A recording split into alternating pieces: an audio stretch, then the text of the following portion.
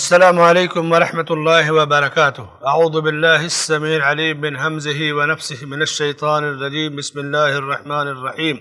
ولكم نصف ما ترك أزواجكم إن لم يكن لهن ولد فإن كان لهن ولد فلكم الربع مما تركن من بعد وصية يوصين بها أو دين ولهن الربع مما تركتم إن لم يكن لكم ولد فإن كان لكم ولد فلهن الثمن مما تركتم من بعد وصية توصون بها أو دين وإن كان رجل يورث كلالة أو امرأة وله أخ أو أخت فلكل واحد منهما السدس فإن كانوا أكثر من ذلك فهم شركاء في الثلث من بعد وصية يوصى بها أو دين غير مضار وصیۃ من اللہ واللہ علیم حلیم۔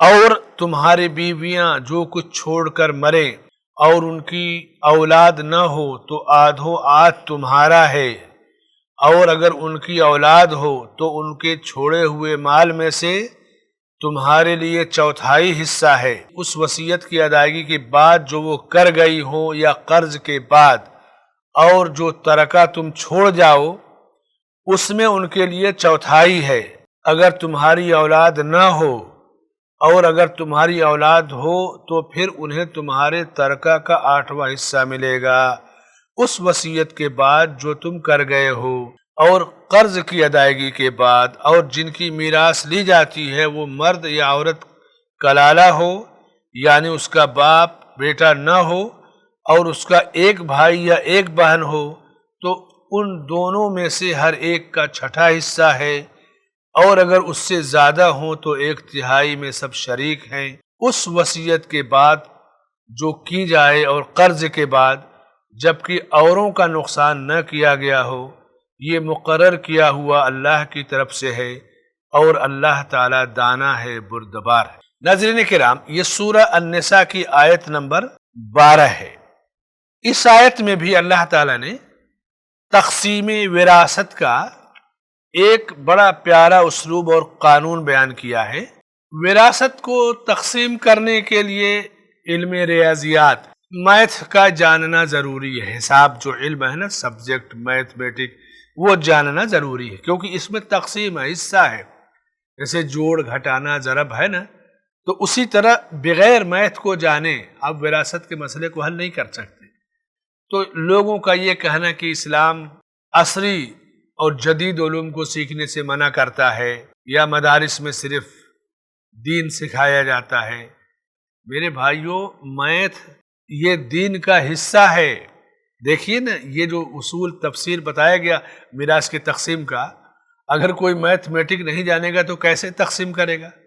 اور اس کو سب سے پہلے علماء جانیں گے، قضات جانیں گے، عدالتوں کے جج جانیں گے، ممبروں کے علماء جانیں گے۔ بغیر میتھ کو جانے کوئی وراثت نہیں تقسیم کر سکتا۔ یہ مال ہے، یہ ورثہ ہے، تو تقسیم کرنا ہے، اس کو چوتھائی، اس کو تہائی، اس کو آدھا، اس کو 2/3، تو بغیر میتھ کو جانے کیسے کریں گے؟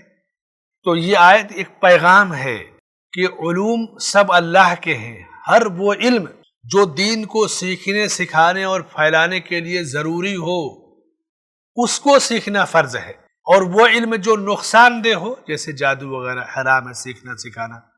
لیکن میتھ سائنس جس پر دنیا ناز کرتی ہے، فخر کرتی ہے، یہ تو انسان کی دنیا کی ضرورتیں ہیں۔ علم طب کی کتنی چیزیں سائنس سے جڑی ہوئی ہیں، نئی تحقیق سے جڑی ہوئی ہیں، اور وراثت کا تو پورا قانون میتھ سے جڑا ہوا ہے۔ تو یہ ایک پیغام ہے دنیا والوں کے لیے اس آیت میں کہ اسلام ان تمام علوم کی قدر کرتا ہے، اور ان علوم کے ڈیولپ ہونے سے پہلے ہی اس نے میتھ کی تعلیم دی ہے۔ دنیا میں میتھ، سائنس، جدید چیزیں بعد میں آئی ہیں۔ قرآن اپنے نزول کے ساتھ علم ریاضیات اور میتھ کی تعلیم دیتا ہے کہ بغیر اس کے تم وراثت کو تقسیم نہیں کر پاؤ گے۔ کتنا پیارا اسلوب ہے۔ اس آیت سے جو چند فوائد و مسائل ثابت ہوتے ہیں کہ وراثت اختیاری چیز نہیں ہے کہ آپ چاہو تو دو، چاہو تو مت دو۔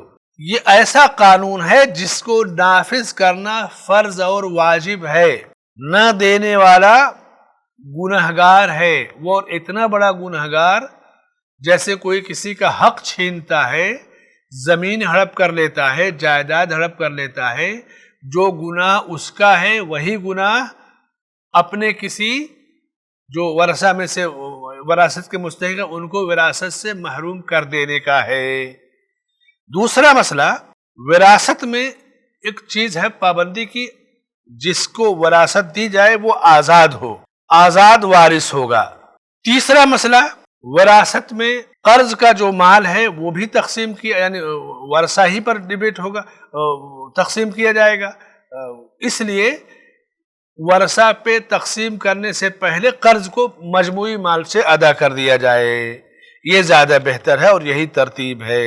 چوتھا مسئلہ، جس طرح شوہر مال چھوڑ کر گیا تو ورثہ میں تقسیم ہوگا، اسی طرح بیوی اگر مال چھوڑ کر گئی، بعض بیویاں بہت مالدار ہیں، اپنے مائکے سے مال دولت بہت لاتی ہیں، تو ان بیویوں کے مال کو بھی حق وراثت جو ہے تقسیم کیا جائے گا۔ وَلَكُمْ نِصْفُ مَا تَرَكَ أَزْوَاجُكُمْ، یہ اصول دیکھیے، تمہاری بیویاں جو چھوڑ جائیں اس میں سے تمہیں آدھا ہے، اور پھر بیٹے نہ ہوں بیٹیاں نہ ہوں تو پھر چوتھائی، یہ پوری تفصیل اس آیت میں ہے۔ تو عورت کی وراثت بھی تقسیم ہوتی ہے، اگر عورت پہلے مر جائے، اس کا نجی مال نجی دولت ہے، کہیں انویسٹ کیا ہے، کہیں تجارت میں لگایا یا اپنے مائکے سے لے کر کے آئی، تو مال شوہر میں بیٹے بیٹیوں میں ورثہ میں تقسیم ہوگا۔ پانچواں مسئلہ، اگر صرف نکاح ہوا ہے، رخصتی نہیں ہوئی ہے اور عورت کی وفات ہو گئی، تو اس عورت کی وہ جائیداد میں سے شوہر کو ملے گا، اس لیے کہ عقد نکاح سے وہ اس کی دستوری قانونی شرعی بیوی ہو گئی، تو چاہے وہ زندگی گزارے گھر آ کر یا نہ گزارے، لیکن بیوی ہے تو بیوی کی وراثت جس طرح شوہر میں تقسیم ہوتی ہے اسی طرح تقسیم کی جائے گی۔ چھٹا مسئلہ، عورت کے مال سے شوہر کو اس وقت آدھا ملے گا جب بیٹے نہ ہوں بیٹے۔ ساتواں مسئلہ، ایک بیٹے ہوں یا دو یا بیٹیاں ہوں، تقسیم جب اولاد ہے تو پھر شوہر کا حصہ کم ہو جائے گا۔ آٹھواں مسئلہ، اللہ تعالی نے کس طرح حقوق کی حفاظت کی ہے، یہ حقوق نسواں، حقوق اولاد، یہ جو حقوق ہیں، دنیا چیخے چلائے، قانون کی شکل میں جو حقوق مقرر کیے گئے آیت میراث میں، یہ اسلام کا حسن اور خوبی ہے۔ وہ بدنصیب لوگ ہیں، نادان ہیں، جو کہتے ہیں کہ اسلام نے ظلم کیا عورت پر، بچوں پر، وہ نہیں جانتے کہ جتنی امن و امان کی زندگی عورت اسلام کے دامن میں پائے گی، دنیا کے کسی نظام میں نہیں پا سکتی۔ نواں مسئلہ، وصیت اور قرض کی ادائیگی کے بغیر وراثت نہیں تقسیم کی جائے گی، من بعد وصیت یوصین بہا او دین۔ یہ تاکید بار بار کیوں کی جا رہی ہے؟ کیونکہ لوگوں کی نگاہیں مال کو پسند کرتی ہیں، پھٹافٹ تقسیم۔ بعض بیٹے تو باپ کو مجبور کرتے ہیں کہ میرا حصہ بانٹ کر کے دے دو۔ ارے باپ موجود ہے تو تمہارا حصہ کہاں ہوتا ہے؟ باپ کی موجودگی میں اولاد کا کوئی حصہ نہیں ہوتا، تم اپنا کماؤ بناؤ، وراثت تو مرنے کے بعد ہے۔ لیکن ہمارے نظام میں جہالت اور تربیت کی کمی اتنی ہے کہ باپ کو مجبور کریں گے کہ میرا بانٹ کر دے دو۔ ارے تمہارا کہاں ابھی بٹے گا، کہاں ہے تمہارا؟ ابھی تو سب باپ کا ہے، تقسیم تو وفات کے بعد ہوگی۔ اسلام نے بوڑھے باپ کا خیال کیا کہ جیتے جی مت تقسیم کرو، اپنے اولاد کے آگے ہاتھ تمہیں نہیں پھیلانا ہے، اپنے مال کے مالک رہو، جو چاہو بیچو، جو چاہو کرائے پر دو۔ لیکن اولاد کی محبت میں ماں باپ بہت سارے اپنے بیٹوں کو مکان زمین دے دیتے ہیں، بعض دفعہ پریشان ہو جاتے ہیں۔ اس لیے یہ چیز ممبروں سے بھی بیان ہو، عوام کو سمجھایا جائے کہ باپ کے زندہ ہوتے ہوئے وراثت نہیں تقسیم ہوتی، اولاد کا کوئی حصہ نہیں۔ اولاد میں لڑائی جھگڑے کا خدشہ ہے، فتنے فساد کا، تو ایک مبدئی رائے دے سکتے بھائی اس طرح سے تم لوگ تقسیم کر لینا۔ لیکن اگر کچھ رائے دیا بھی ہے تو زندگی بھر وہ اس کا مالک ہے، جو چاہے خرید بیچ سکتا ہے، پیپر بنا دیا تو بھی اس کا مالک ہے، جو چاہے کینسل کر سکتا ہے۔ وراثت مرنے کے بعد قرض کی ادائیگی اور وصیت کی تکمیل کے بعد پوری کی جاتی ہے۔ 11واں مسئلہ، بیوی کو جو مال ملتا ہے وراثت میں وہ اس کو خرچ کرنے میں آزاد ہے۔ کتنے بدنصیب ہے کہ شوہر کی جو پینشن ہوتی ہے ہمارے ملک کے قانون کے لحاظ سے بیوی کے نام ٹرانسفر ہو جاتی ہے۔ ظاہر سی بات ہے پینشن پوری ایک ساتھ تو آتی نہیں، ہر مہینے آتی ہے، تو لوگ ماں سے پیسے چھین لیتے ہیں، اور اس کو تڑپا دیتے ہیں۔ میرے بھائیوں اور دوستو، یہ ظلم ہے۔ قوانین میں بھی انصاف کیا گیا ہے اس بیوہ کے ساتھ کہ وہ اس کا خرچ چل سکے، زیادہ ہے تو بچے بھی لے اس میں سے، لیکن پینشن جو بیوی کو ہر مہینے ملتی ہے یہ اس کا حق ہے۔ چھوڑی ہوئی جو جائیداد ہے یہ تقسیم ہوگی، پینشن کو آپ کیسے تقسیم کریں گے؟ یہ تو اس کا اپنا حصہ ہے بیوی کا، اب اس کا ہاں جو اکٹھا مال ملتا ہے وہ تقسیم کرے۔ اب ظاہر سی بات ہے اس کو گھر کا خرچ چلانا ہے، ساری چیزیں چلانا ہے، تو بہت ساری جگہوں پہ ایسے واقعات آئے، شوہر مر گیا، بیوی کے نام پہ پینشن آ رہی ہے، بیوی بھی مر گئی تو لوگ مرنے سے پہلے انگوٹھا کاٹ کے اس کو لوشن میں رکھتے ہیں، ہر مہینے جو ہے انگوٹھا لگا کے پینشن لے کے آ جاتے ہیں۔ بینکوں کا نظام ہے کہ 2-3-4 مہینے کے بعد جس کی پینشن ہے اس کو حاضر کیا جاتا ہے۔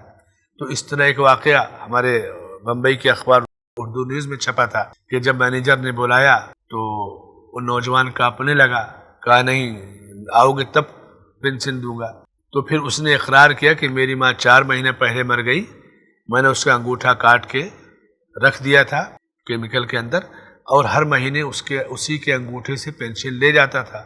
ہمارا سماج ذلت کے کس موڑ پر کھڑا ہو گیا؟ ہمیں تو والدین کی خدمت اور سیوا کرنی چاہیے، لیکن ہم اس طرح سے انہیں نچوڑتے ہیں۔ 13واں مسئلہ، انسان اس پہلو پر غور کرے کہ عدل و انصاف کیا گیا اولاد کے ساتھ۔ بڑھاپے میں بیوی کو اس کو مل جاتا ہے حصہ، اس کے کام آتا ہے، اور جب شرعی تقسیم لوگ نہیں کرتے تو ماں باپ بیچارے تاکتے رہتے ہیں حسرت بھری نگاہ سے۔ اولاد کی سب سے بڑی خوبی خوش نصیبی کہ ماں باپ کی خدمت کا اسے موقع مل جائے۔ یہ تو قانون نازل کیا اللہ نے تاکہ کوئی بے حال اور پریشان یا پریشان نہ رہے۔ 14واں مسئلہ، فہم شرکاء فی الثلث، بیٹے ہوں یا بیٹیاں، جو بیوی کا مال ہے چھوڑا ہوا ماں کا ان کی، اس کے اندر وہ شریک رہیں گے۔ 15واں مسئلہ، اسلام کا نظام وراثت کہ من بعد وصیۃ یوصی بہا او دین، چاہے شوہر کی وراثت تقسیم ہو یا بیوی کی، دونوں میں اس بات کا خیال کریں گے کہ اس کے کفن دفن کے بعد اس کی وصیت پوری کر کے، قرض پورا کر کے پھر مال وراثت کو تقسیم کریں گے۔ 16واں مسئلہ، کوئی اپنی وصیت سے کسی کو نقصان نہ پہنچائے، یعنی ایسی وصیت نہ کرے کہ کوئی وارث محروم ہو جائے۔ جیسے ہمارے ہاں جب بچے بہت نالائق ہوتے ہیں تو اخباروں میں آتا ہے نا کہ میں نے اپنی اولاد کو عاق کر دیا، یعنی اپنی اولاد کو حصے سے بے دخل کر دیا۔ جب اللہ نے مقرر کیا اس کا حق تو آپ بے دخل کیسے کریں گے؟ وہ نالائق ہے، اس کی سزا وہ بھگتے گا، لیکن وراثت کے مال سے اس کو گرچہ باپ لکھ کر کے جائے، پیپر دے بنا دے کہ عاق نہیں کریں گے آپ، الا یہ کہ کوئی مرتد ہو جائے، دین سے پھر جائے تو وہ وارث نہیں ہوگا۔ 16واں مسئلہ، وصیت علم اور حلم دو پر مبنی ہے۔ وصیت کا قانون، آپ کے پاس علم بھی ہونا چاہیے، قاعدے قانون کی معلومات بھی ہونی چاہیے، اور حلم اور بردباری، بڑا جگر، تواضع، ملنساری، خاکساری، یہ بھی ہونی چاہیے۔ حلم اور علم دونوں جب ہے تبھی وصیت کو صحیح طور سے نافذ کر پائیں گے۔ 17واں اور آخری مسئلہ، اللہ کے 2 ناموں کا ذکر، علیم اور حکیم، واللہ علیم حکیم، اور اللہ تعالی جاننے والا ہے، اس کا علم حکمت سے بھرا ہوا ہے۔ اللہ نے جو قانون مقرر کیا علم کی بنیاد پر، تمہارے حالات کو، ضرورتوں کو جان کر کے، حکمت کی بنیاد پر، ایسی حکمت کہ تم نہ بھی سمجھ پاؤ تو بھی تمہارے لیے خیر اور بہتر ہے۔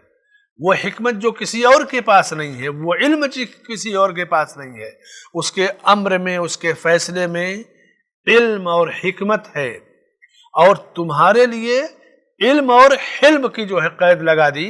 یہ 2 چیزیں ہونی چاہیے۔ اللہ سے دعا ہے کہ اللہ تعالیٰ اسلام کے نظام وراثت کو، قانون وراثت کو ہمیں اچھی طرح سے پڑھنے، سمجھنے اور اسے نافذ کرنے کی توفیق عطا فرمائے، اور حق تلفی سے ہماری حفاظت فرمائے، آمین۔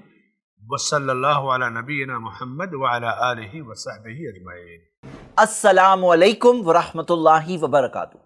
کیا آپ کو پتا ہے i+TV کے جو مختلف پروگرامز آپ تک پہنچتے ہیں، دینی programs, Islamic programs, research programs, علمی پروگرامز، یہ سارے پروگرامز کو آپ تک پہنچانے میں کئی اخراجات ہوتے ہیں۔ علماء جو اپنا وقت دیتے ہیں، اور بہت سارے ایسے کاسٹ جو بیہائنڈ دا سین ڈپارٹمنٹس ہوتے ہیں جو علماء کے علم کو آپ تک پہنچانے میں ذریعہ بنتے ہیں، جیسے technical staff, editors, animators, social media staff, support staff. Technology کا بھی کاسٹ ہوتا ہے، premises cost, travelling cost, equipment. ایک پروفیشنل اسٹوڈیو کو مینج کرنے میں، ایک ٹیم کو مینج کرنے میں بہت سارے کاسٹ ہوتے ہیں. میں آپ کو بھی ابھارتا ہوں کہ آپ بھی اس کام میں ضرور سپورٹ کریں، آئی پلس ٹی وی میں اپنا تعاون ضرور پیش کریں. جزاک اللہ خیر، والسلام علیکم ورحمۃ اللہ. ایسے ہی اور ویڈیوز بنانے میں ہماری مدد کریں.